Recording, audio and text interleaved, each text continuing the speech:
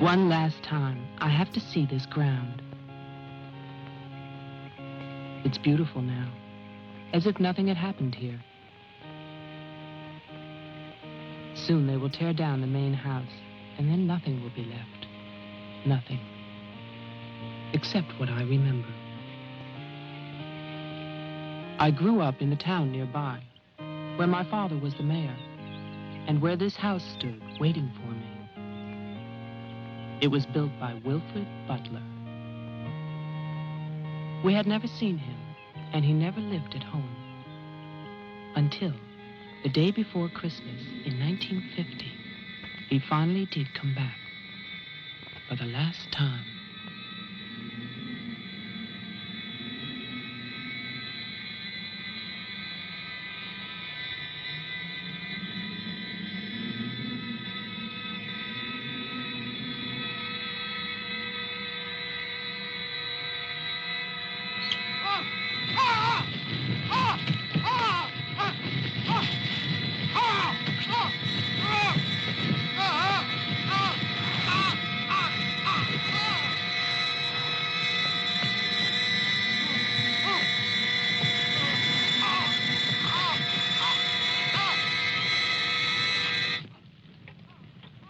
All of us believed that his death was an accident. No one knew that another person had come to Butler House that Christmas.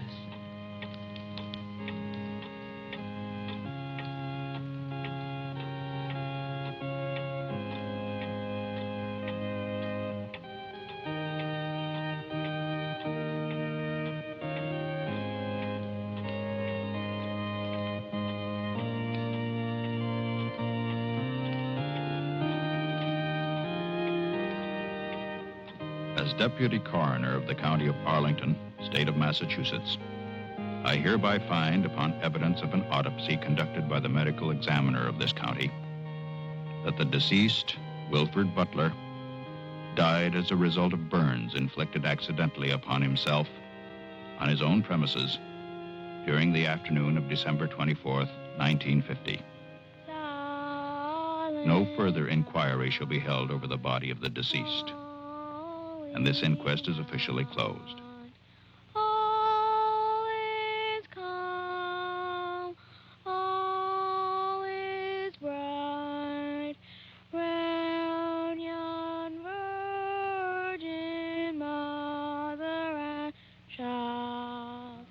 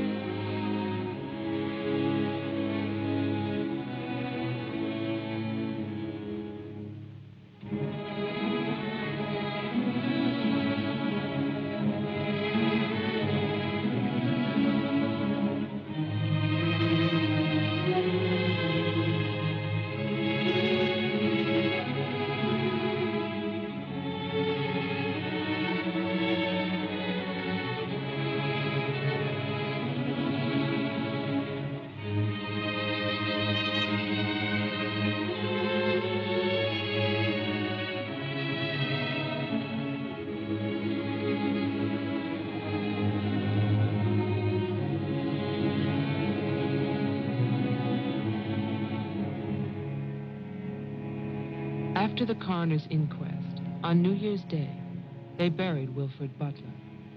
There was no one there to mourn him. It was the funeral of a stranger.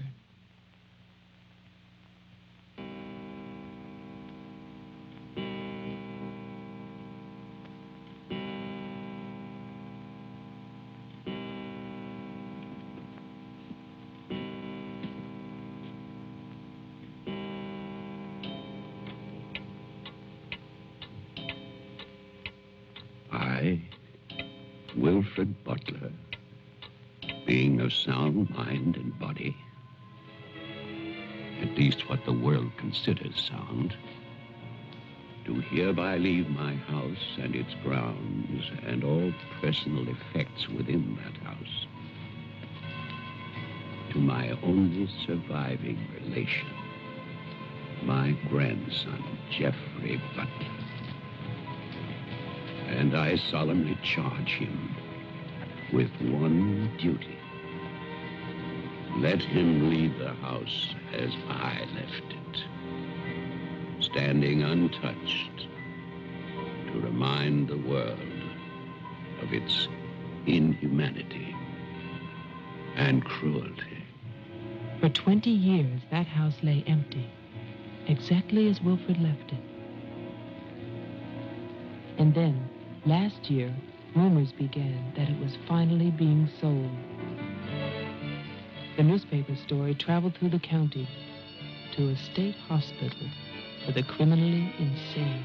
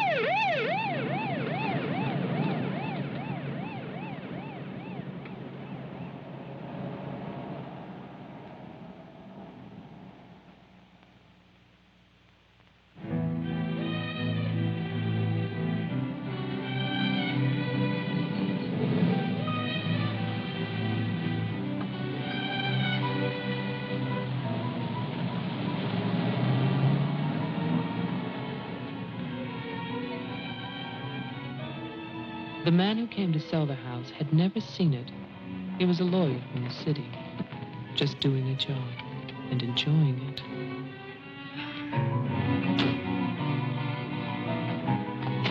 Stop and look serious, please.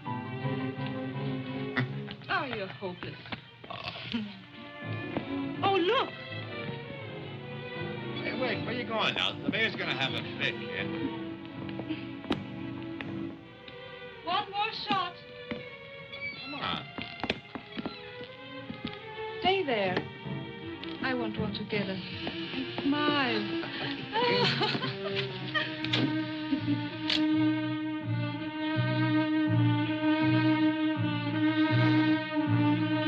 For all the news as it happens, stay tuned to WLIX, your voice of the Northeast. This is Roger Fowler with local stories. First, today's headlines. A warehouse fire still rages in Elizabeth. Police suspect arson. That escaped inmate at Margaretville State Hospital still at large, still hunted by state police. And over in Roxbury, the city passes a controversial housing code.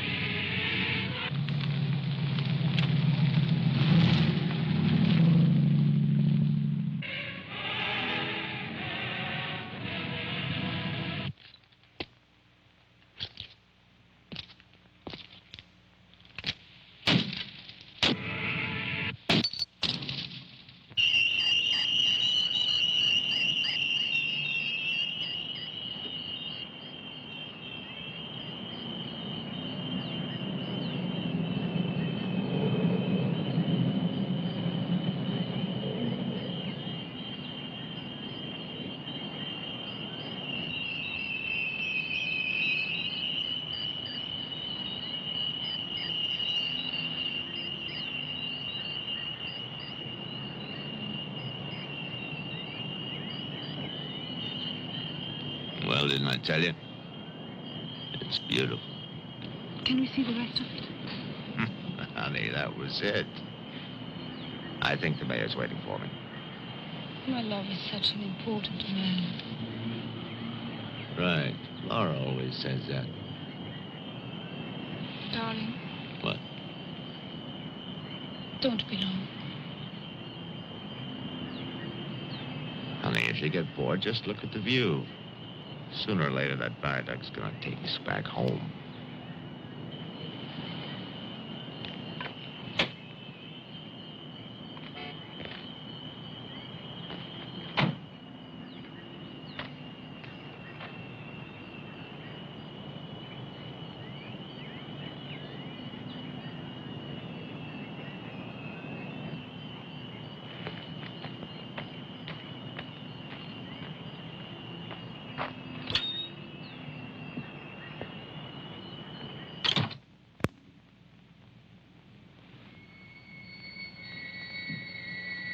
Mr. Carter. Mr. Mayor.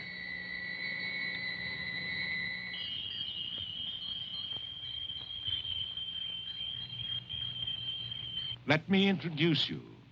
This is Charlie Toman, who publishes our weekly newspaper, The Patriot. Mr. Tolman? And this is Tess Howard. How do you do? She operates our switchboard. Oh, really? We call her the communications director. And this is Bill Mason, Mason? our sheriff.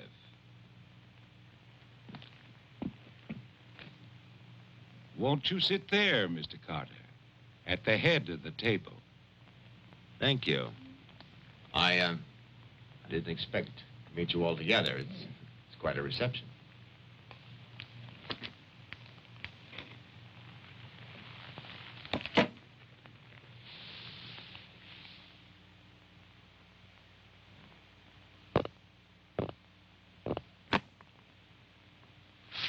All right, let's begin. As you know, I've been retained by Jeffrey Butler. The matter concerns the house that he inherited from his grandfather, Wilfred Butler. Go on, Mr. Carter. I believe that you offered to buy the house from my client. Offered. We begged him. We wrote letters That's and we... enough, Tess. Well, it's true. Trouble. There's always trouble. I can sympathize. I spent the last 20 years and more driving people away from there. Prowlers, burglars, kids, they're the worst. Chasing for nothing because of that will. That dribble about humanity. No. Inhumanity. What the hell is that, huh? Yes, well, he was a bitter man. Hate. It must have been very hard. It must have been hate.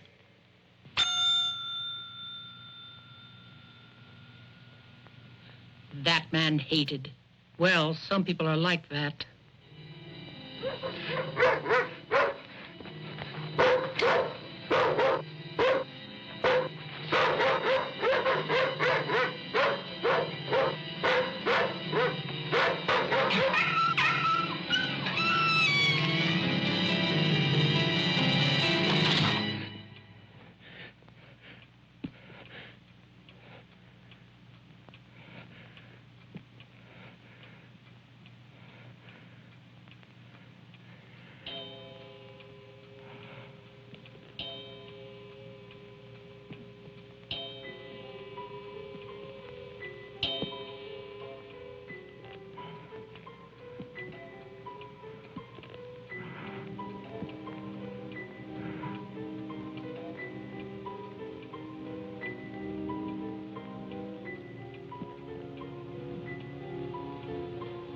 The question is, well, do you still want the house?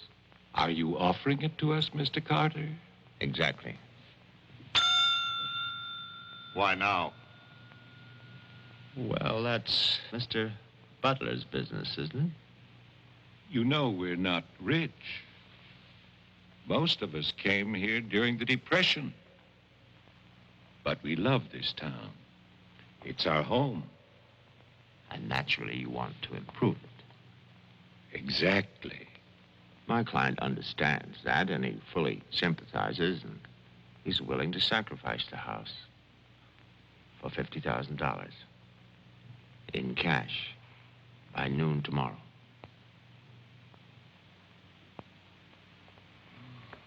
That's an awful lot of cash. It's also an awfully good bargain. You could go to Wilton. You could go now to the bank. Am I clearly understood? All that cash. Perfect. I'll wait for your answer till tomorrow. You're spending the night here? Yes, May I ask where? at the Butler House. We could put you up at the motel as our guest. No, the house is fine. The Paradise Motel. That's very kind of you, but I'm meeting Mr. Butler about some personal items. You'll want a phone. I can reconnect the line. Don't trouble, please.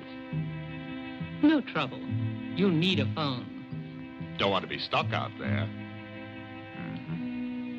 Well, you've convinced me. Thank you.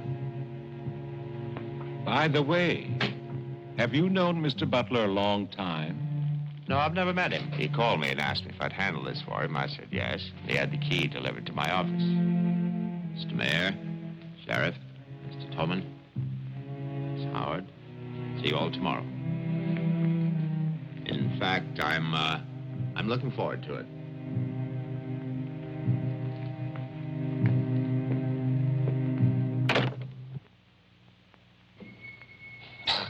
Slick, really slick. He's a big lawyer, Bill. You've got to expect that. Don't tell me about lawyers. Oh, you see the way he looked at us? You see his clothes? He's doing his job. Just don't tell me about lawyers. You know what I'd like to see? Two of them like that one talking to each other. Neither one of them would know what to believe. I love you, too. Honey, when I get home, I'm going to have a nice surprise for you. No, I can't tell you what it is now. It wouldn't be a surprise, now would it? No, I can't come home now, but it'll be very soon. Very soon. Honey, of course I miss you. Yes, I miss Mommy, too. Laura, how are you, kid?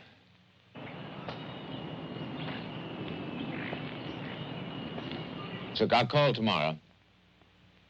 No, I want to call. I want to talk to Jenny. Yeah, well, as a matter of fact, I'm having a fine time. Well, same to you, darling. What do you mean, hostile?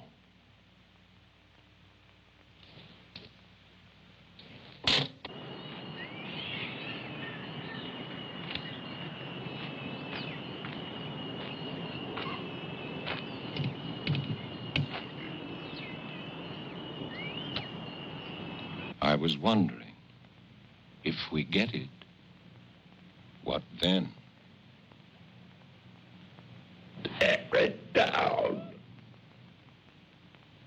Okay. I'd better get going. Do me a favor, Tess. Call Diane, tell her I'm to Wilton, and I'll be back late.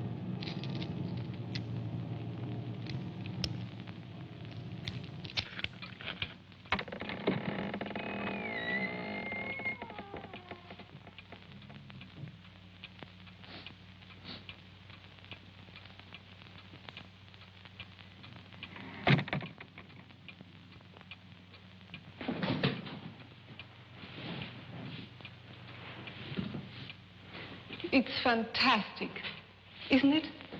Yeah. Butler wasn't kidding.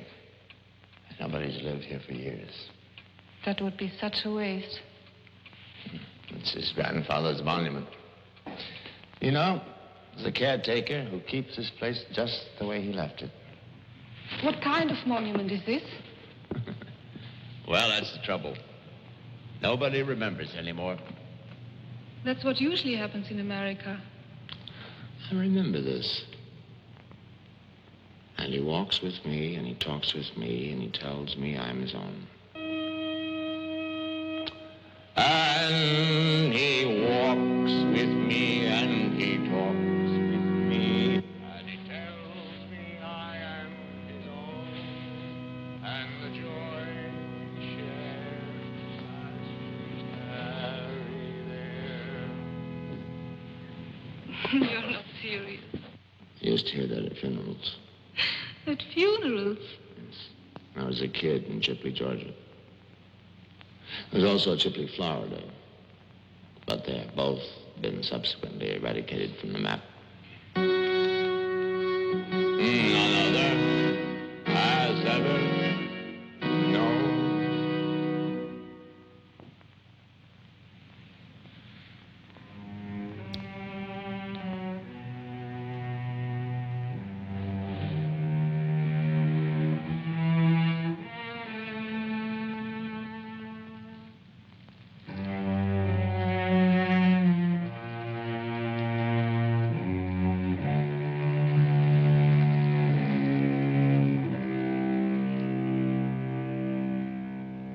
The only thing open was a delicatessen, so I brought you pastrami, salami, potato salad, macaroni, everything you like. I'll have bologna and macaroni. No, some of that potato salad. Did you pick the wine, too? The delicatessen man took a personal interest in its selection. Oh, well, we got lucky again. That's early 1970. That's hard to come by. Can I have some, too? Of course you may.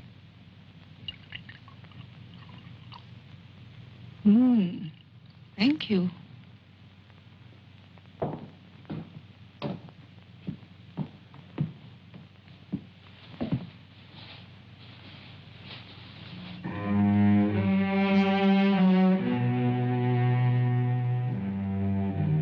It must have been wonderful. What? The people who lived here. They must have had a wonderful life. Well, I hope they did. Wilfred Butler must have believed in something. Look at that stone fireplace. Parquet floor. The mahogany. This table. And you probably think this place is made of wood, right? Well, Wrong. You know what his grandson told me? Underneath that wood, there's 2 feet of stone. The foundation is 8 bricks wide. Now, someday they're going to come in here and they're going to tear this place down and they're going to build little tract houses all over this property on quarter-acre and half-acre lots. And that bulldozer's going to come up that hill toward this house. And it's going to get the surprise of its life.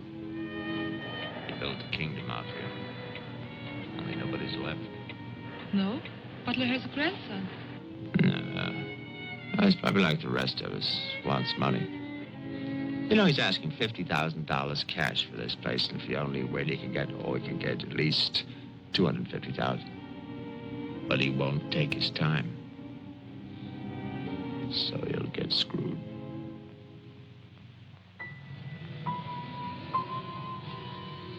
Do you want to go upstairs now? Soon. You know, one of the great pleasures in life is the pleasure of anticipating pleasure. Isn't it? We are very close now, aren't we? Sure, honey. Very close.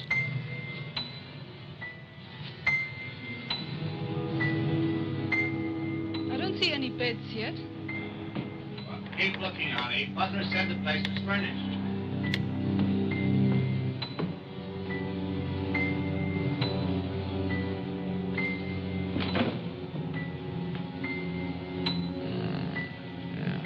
It's furnished.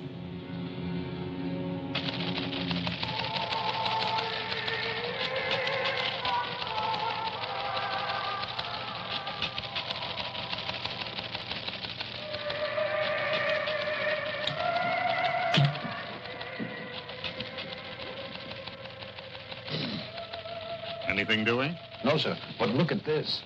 More football, huh? Look how they smeared that quarterback. Look at his arm. Got no time now. Protest. How about that telephone up at the Butler house? Is it working?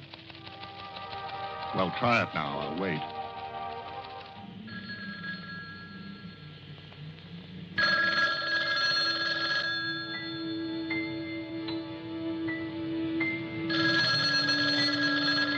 Hello? Oh, yes, Miss Howard. Yeah, the phone's working fine. Very nice of you to call. Thank you. Good night. Honey, I'm going down to the car to get some cigarettes. Be back in a minute. Okay. Don't get lonely. No.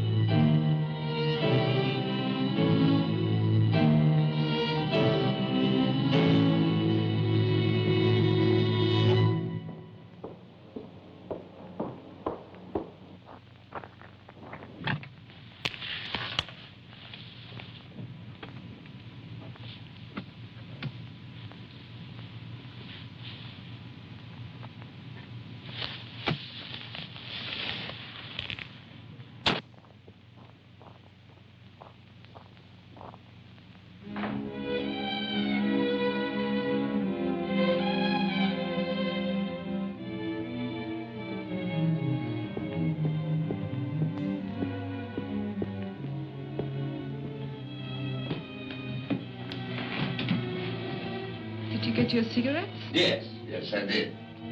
May I have one? Sure. No, it's the most amazing thing. These cigarettes come in these very small packages these days. Oh, that's for me? Mm-hmm. Can I open it? Oh, no. Our Christmas is day after tomorrow. Is that an order? Yes, ma'am, that's an order.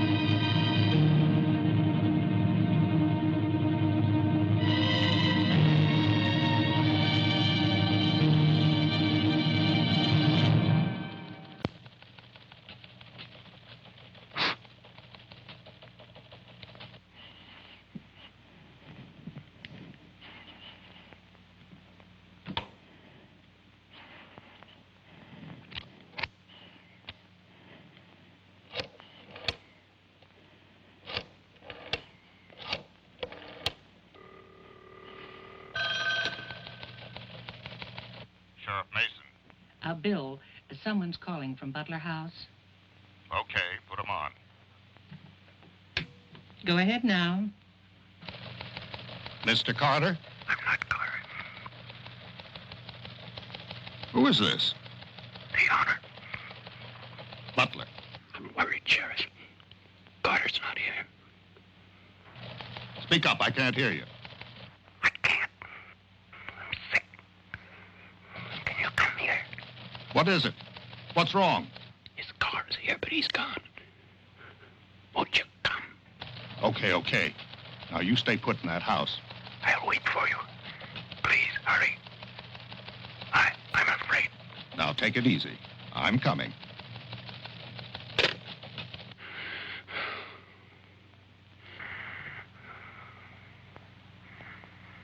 Mr. Butler, are you done? Tess, I've come back. What's that? Tess, I want to see you again. Hello? Who is this? You know me, Tess. It's Mary Ann. Tell the mayor. Tell them all. I'm waiting in my father's house. Tess, it's so lonesome here. Don't be long. Hello? Hello? Hello?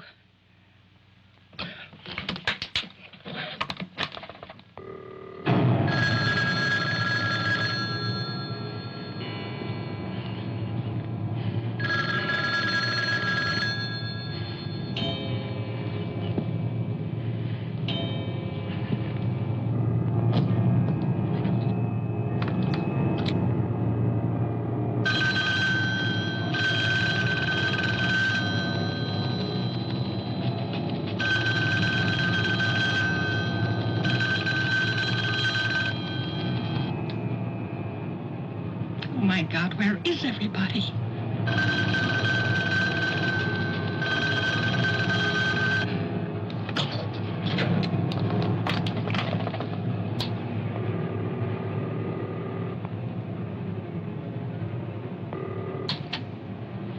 Hello?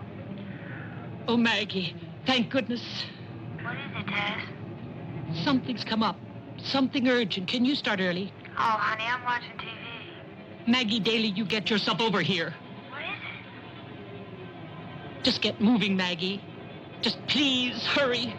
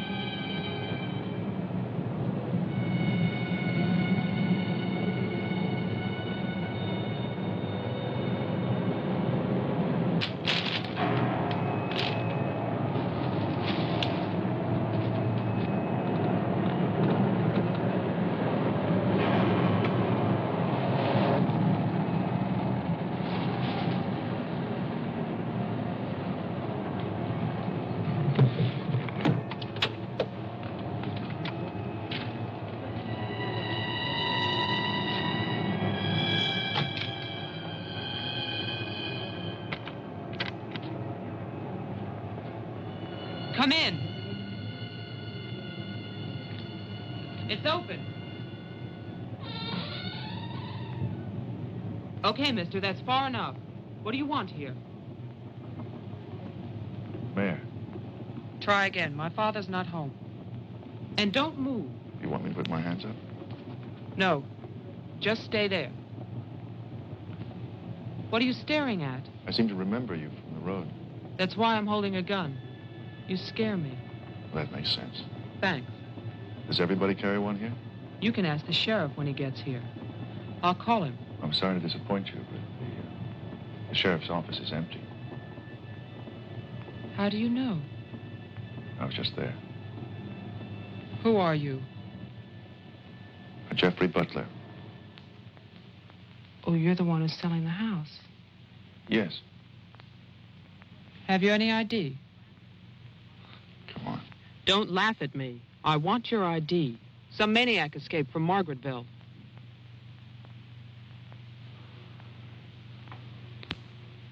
Okay.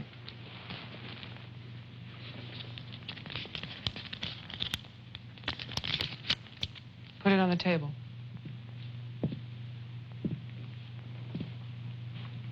Now go back.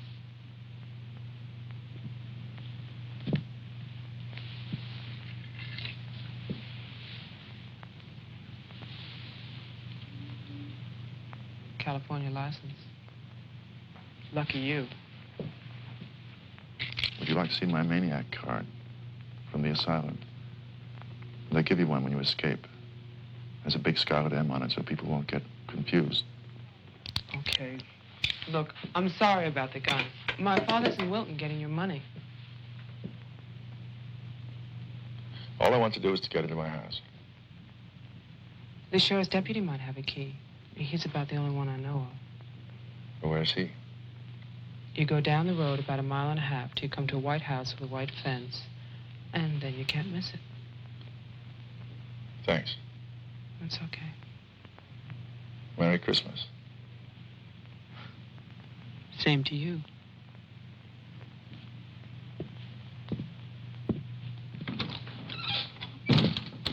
If I don't call back in an hour... What? Call the mayor or Mr. Tone and nobody else. Promise me you'll do that. Well, sure.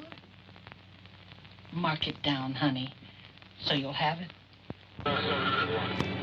Sheriff to 301. I'm heading west on Route 5 to Butler House. You'll hear from me.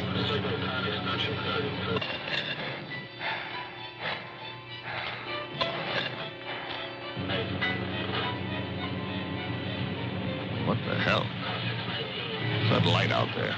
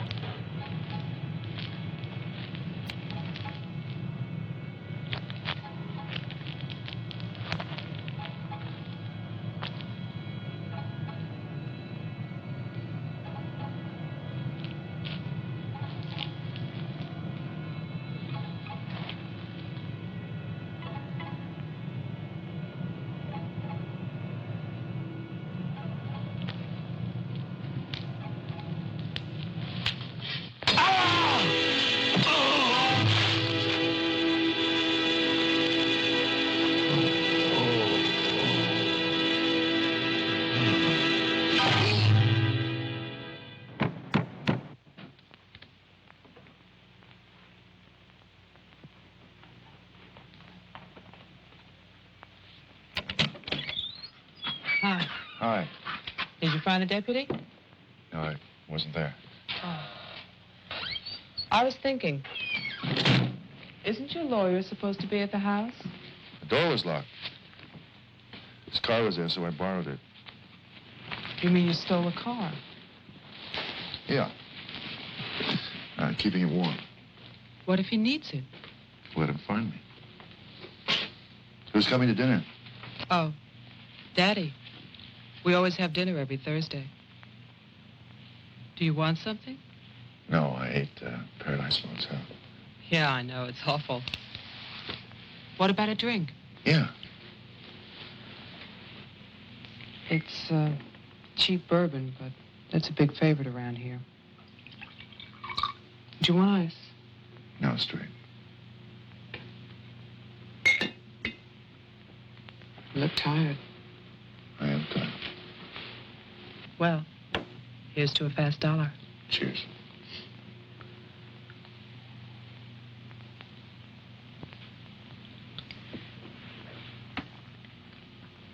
Why did you decide to sell the house?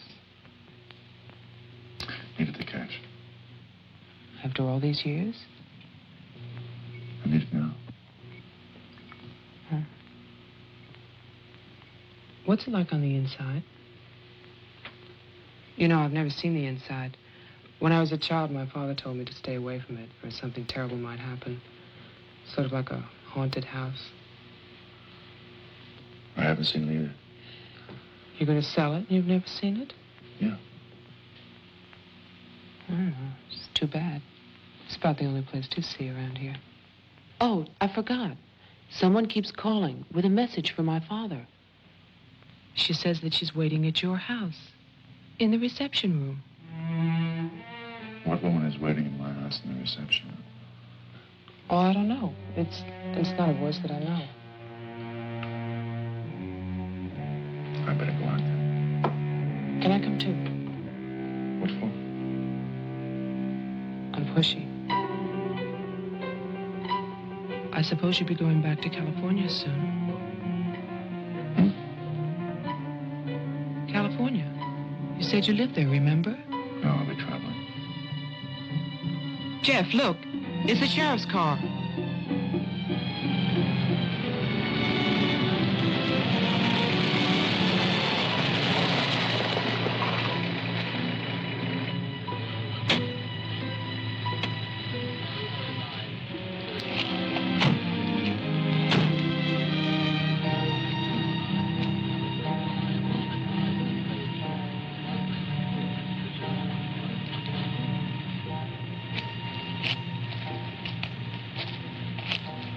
There's a light.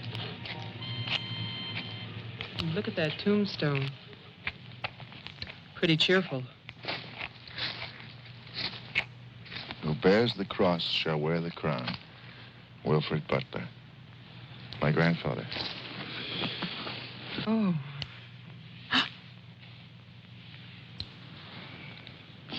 Someone left their sunglasses in the snow. They're the sheriff's. My lawyer's missing. So is the sheriff. You get strange phone calls. And now someone's fascinated by my grandfather's grave.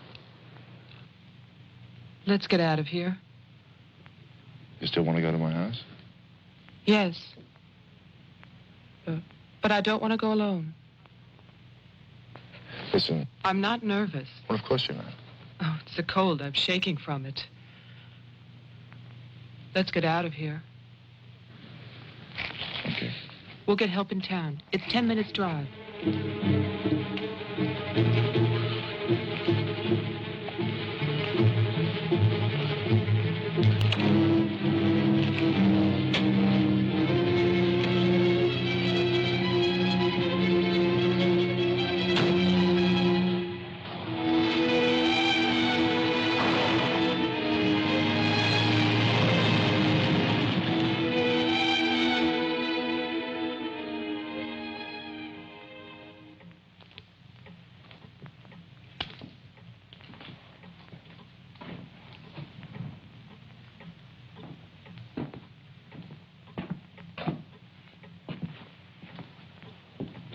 Good night, Mr. Toman. Have a nice holiday.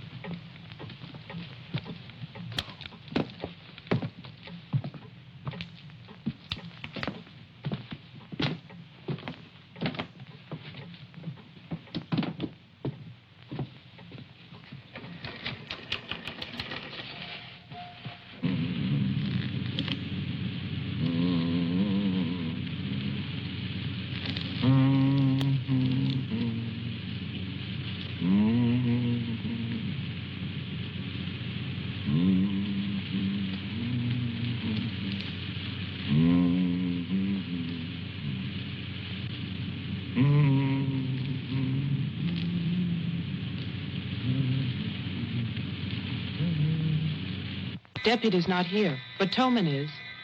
Who's Toman? Come on, you'll see.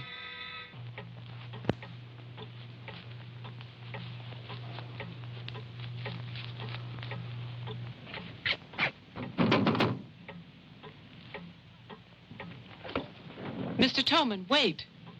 No, please, I have to talk to you. I'm sorry. This is Jeffrey Butler.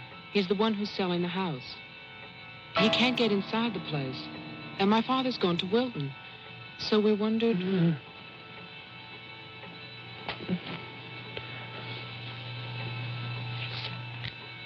Anything wrong? He'll tell us. Tess has gone to his house. Why would she go there? I don't know. Anyway, she won't get in. You say it's locked. He says she hates the place. Would you like to drive there? Diana could stay here, lock herself in. I need a key.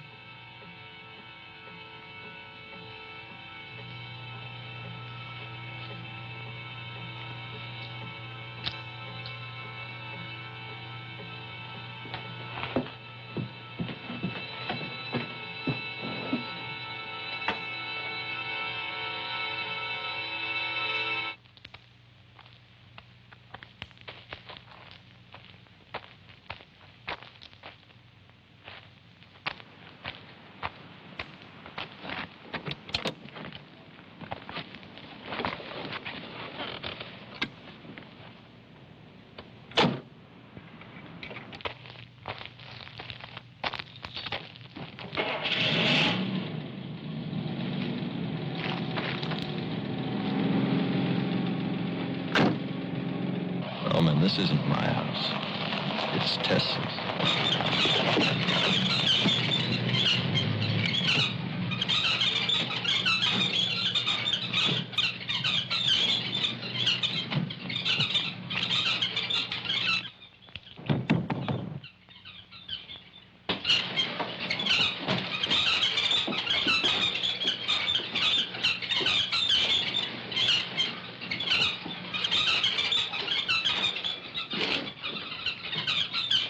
Well, Tess isn't here. Are you satisfied? She must have gone to my place. Well, why wouldn't she go there? She hates it. Maybe she went to see the woman who's there. Someone called the mayor's house before. Said she'd be waiting.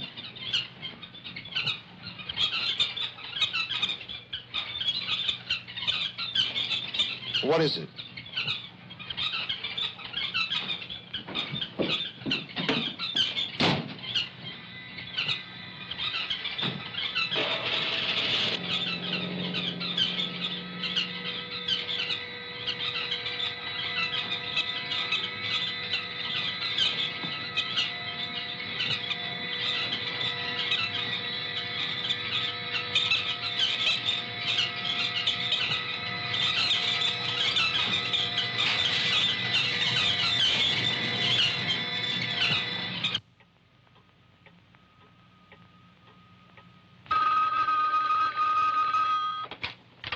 Hello, Jeff?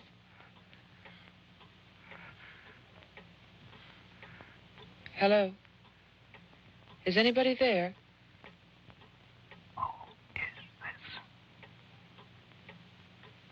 I'm Diane Adams. I spoke to you before. Bring your father to the house. This is Marianne. Tell him I have the diary. I'm waiting. Who are you? He'll know. Christmas Eve, 1935. Hello? Hello?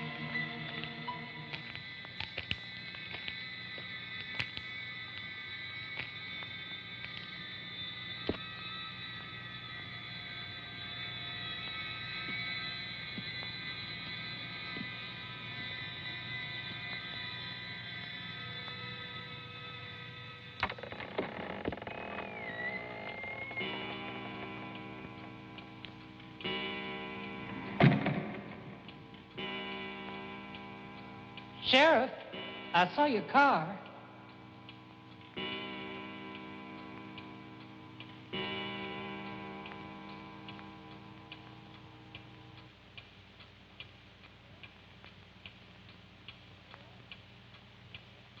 Bill? Is that you?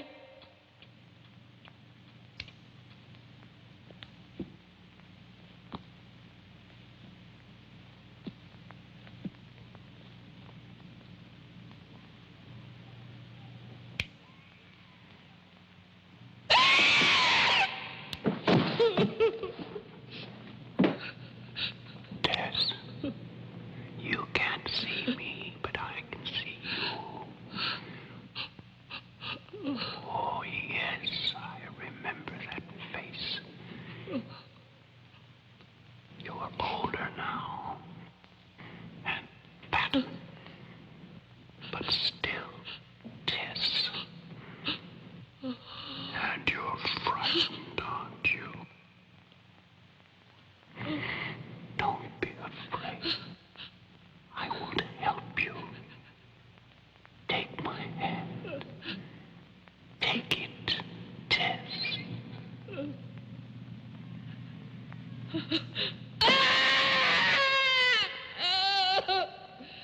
1920. The person on the telephone said 1935, Christmas Eve. But that's not the beginning. In 1927, Butler House was restored by Wilfred Butler. After that, I find social notes, parties, nothing special. Then, in 1930, Butler's wife, Catherine, dies of tuberculosis. In August 1933, it starts. Wilfred Butler's daughter is cruelly attacked and raped. Her name is Mary Ann, the same name as the caller who left those messages tonight. She's 15 then. On May 2nd, 1934, Mary Ann Butler gives birth to a son, Jeffrey Butler. Jeff. Early in 1935, Butler House is turned over to a Dr. Robinson as an asylum for mental patients. And then Butler goes on to say that he has committed his own daughter. Mary Ann will live at the asylum. There's no end to this story. It's been carefully cut out of all the papers. Why would Toman do that?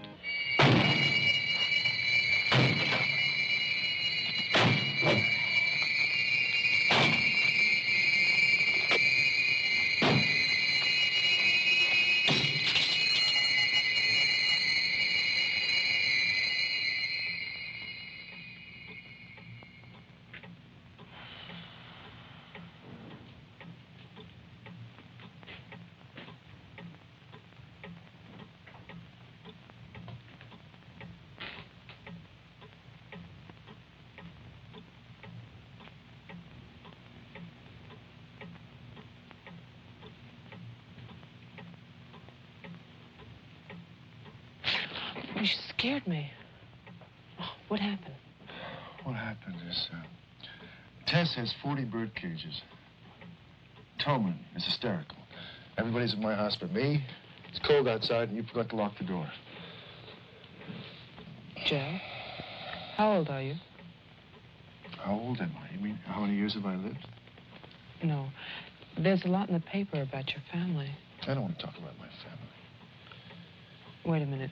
There's a woman calling, and she says her name is Mary Ann. That was your mother's name, wasn't it? My mother died in childbirth. That's when I started traveling. It's not what the papers say. What's your point? I just thought that you should read something for your own good. Nothing you could tell me about my past or future would be for my own good.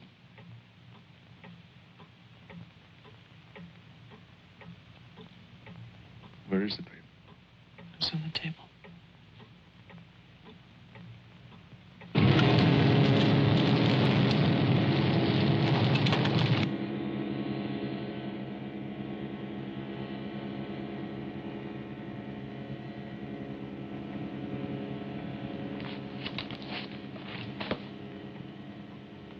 It's so stupid to lie. I missed the whole event. Jeff, maybe your mother's still alive. Maybe she's waiting for you at the house. I don't know.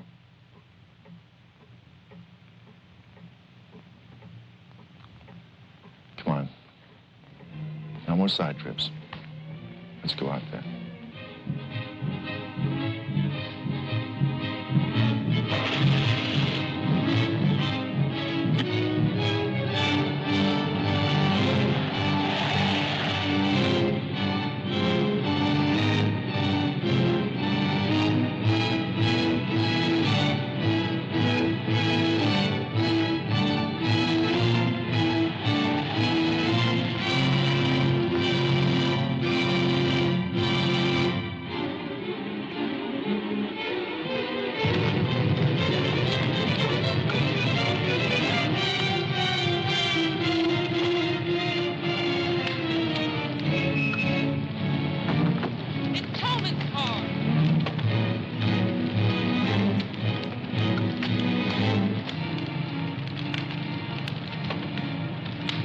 It's empty.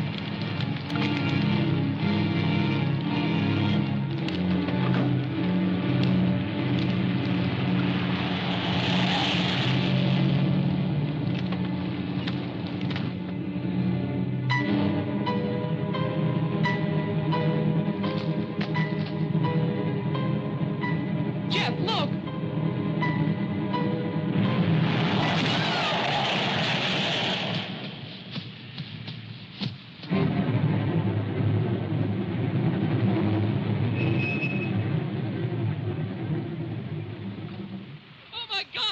Stay back! It's Toman!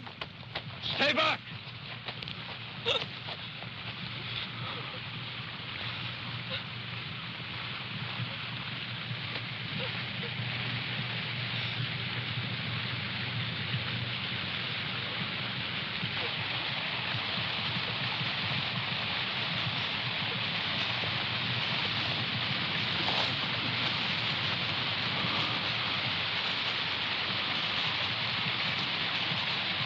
She's dead.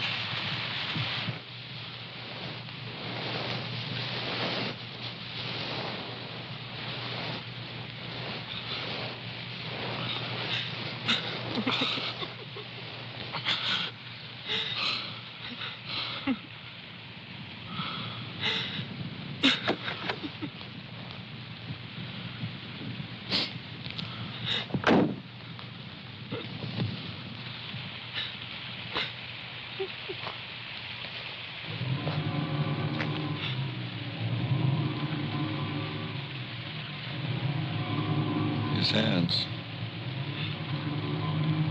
Somebody cut off his hands. You killed him. You killed Toman. He's asking for help. You killed him. Get in the car.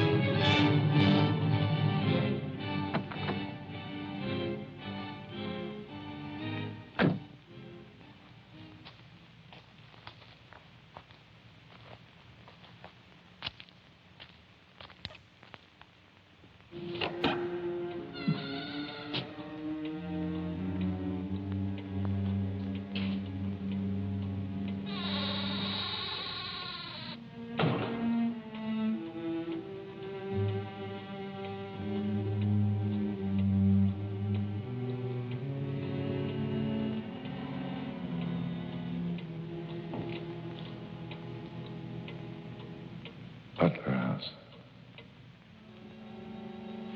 The keys. He took them.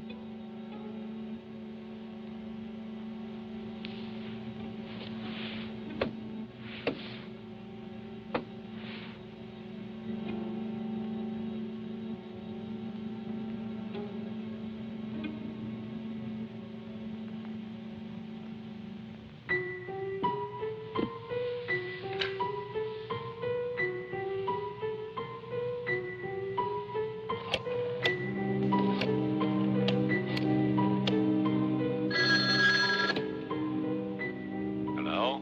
Hello, Mr. Mayor. Yes, what? This is Marianne Butler. I'm calling from my house. Won't you come over here, Mr. Mayor? We're having a reunion. Everyone's here, even your daughter.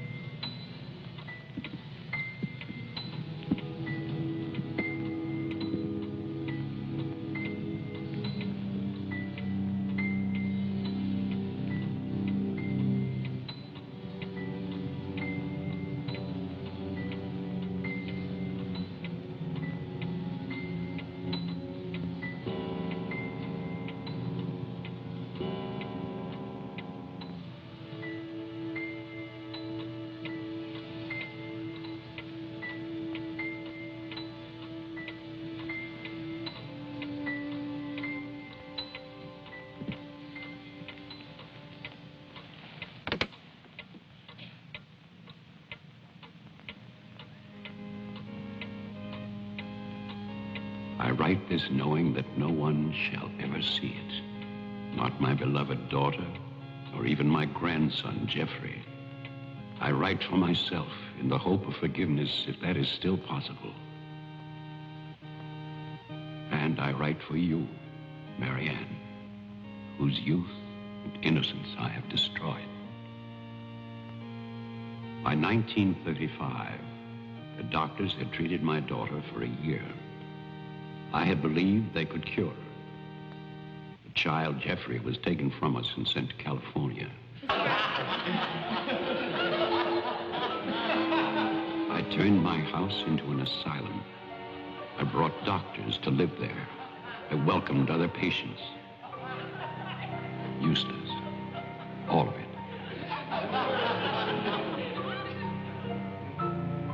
I remembered what she had been.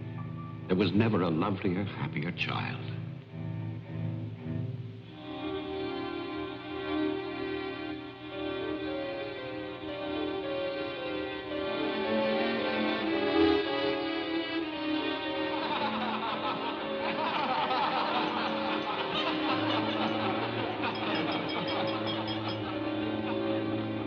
Ladies and gentlemen, quiet, please.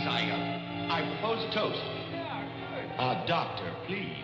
By Christmas of the first year, I knew that I must act, not for myself, but for my helpless child. Led him to create this institution. Our friend. I had no plan.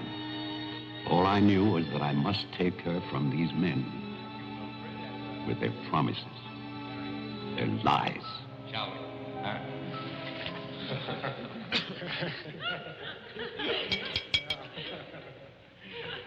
For he's a jolly good fellow, for he's a jolly good fellow, for he's a jolly good fellow, which nobody can deny, which nobody can deny, which nobody can deny, for he's a jolly good fellow, which nobody can deny.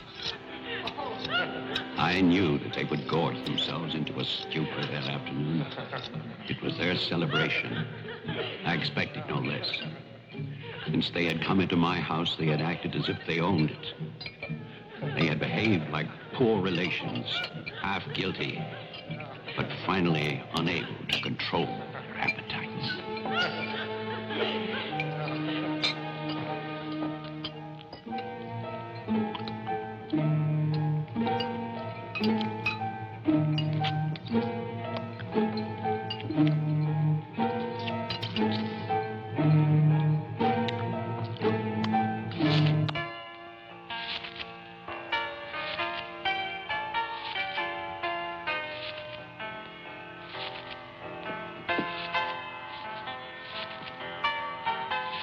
After dinner, they danced and drank as they usually did. All the time, Robinson would smile and reassure me. They expected me to believe, because I had no choice. Wilfred, trust me. He really believed Marianne would be well. He saw a light. There is a light at the end of a long tunnel. Believe me. There is a light at the end of a long tunnel.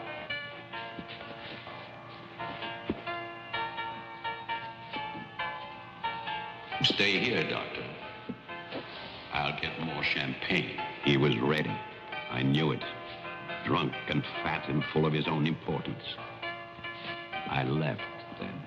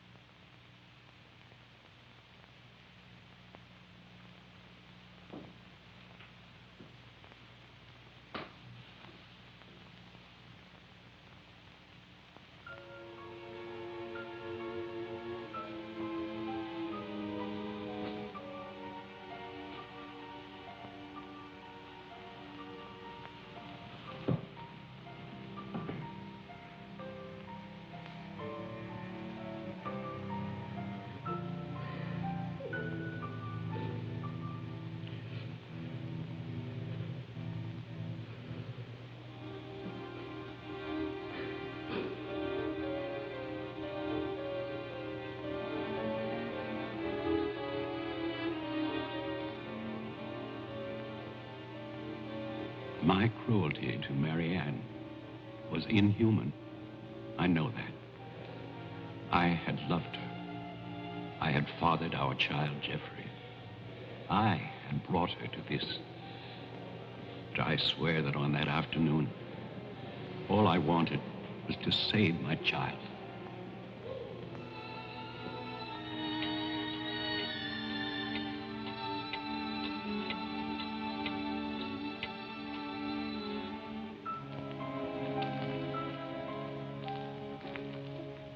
My hope was to get her away from that house. But also, I wanted to set free those other wretches who had so long been abused by the doctors.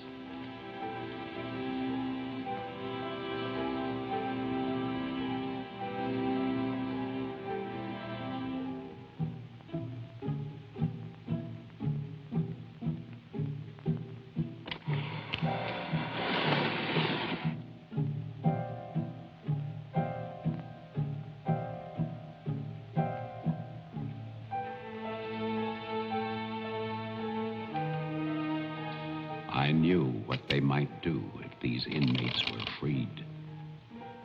And this is my guilt. I knew. And still, I freed them.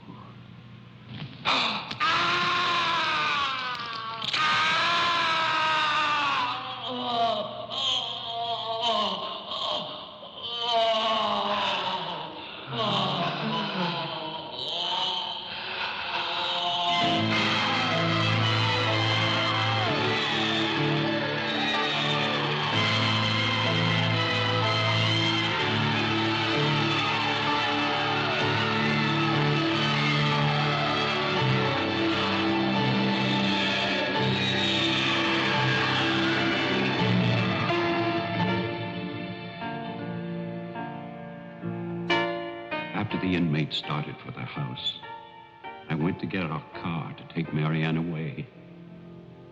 I do not know exactly when she slipped away from me. I assume that when they saw her in the dining room, the inmates believed her to be part of that household which they hated. And so, they killed her. Later, there was a celebration. And then most of the inmates fled. I don't know where. But I shall never forget what they did to my child. Since that Christmas, I have lived in prisons and asylums. Lived anonymously, as an animal. I have wandered in bitterness until all seasons have become as one. And that is a season of vengeance.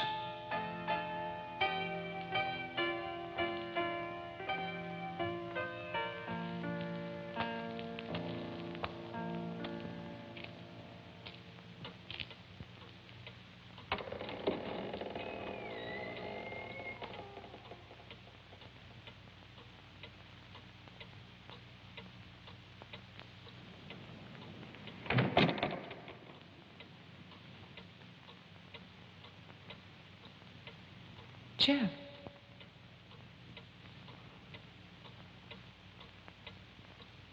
Jeff. Wilfred Butler is still alive. This is still his house. Your grandfather died in 1950. He was burned to death in this house. My grandfather poured gasoline over a squatter he found here. The town wanted to believe he was dead. They still do.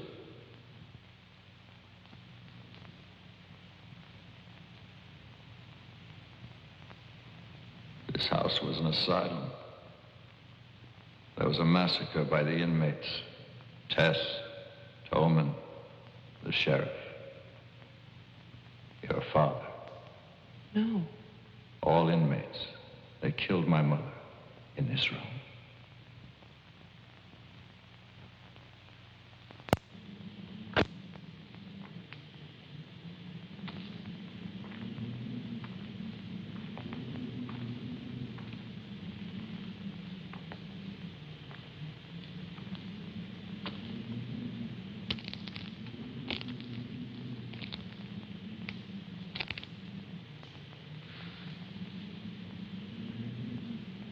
Who's that? Who's there?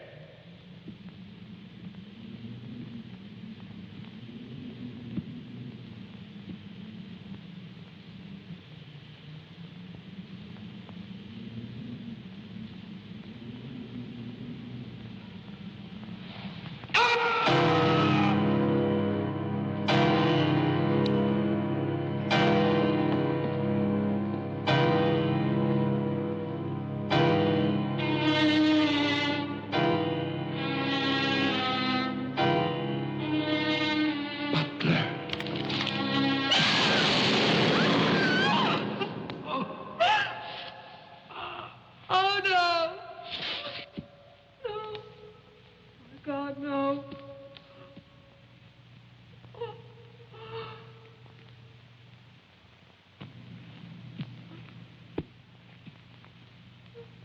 Daddy?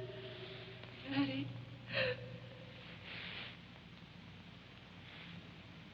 Diane? Jeff? Jeff? No. No. Jeff, why? Why? Sorry. Marianne.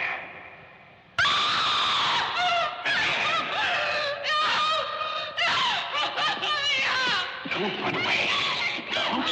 I'm your father. Don't be afraid. I won't hurt you. Please. It's all right.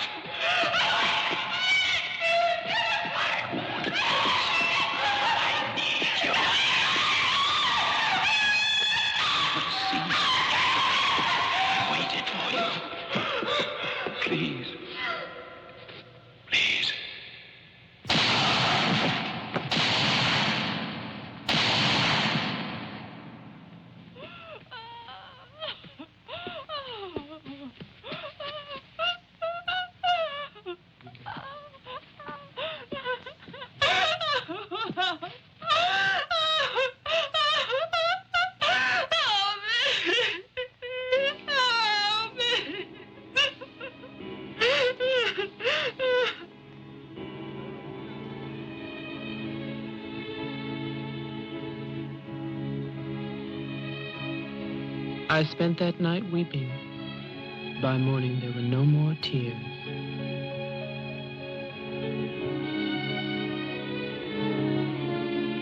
I know that my father and Jeffrey both thought they were shooting at killers, but they were simply the last victims in that house of victims.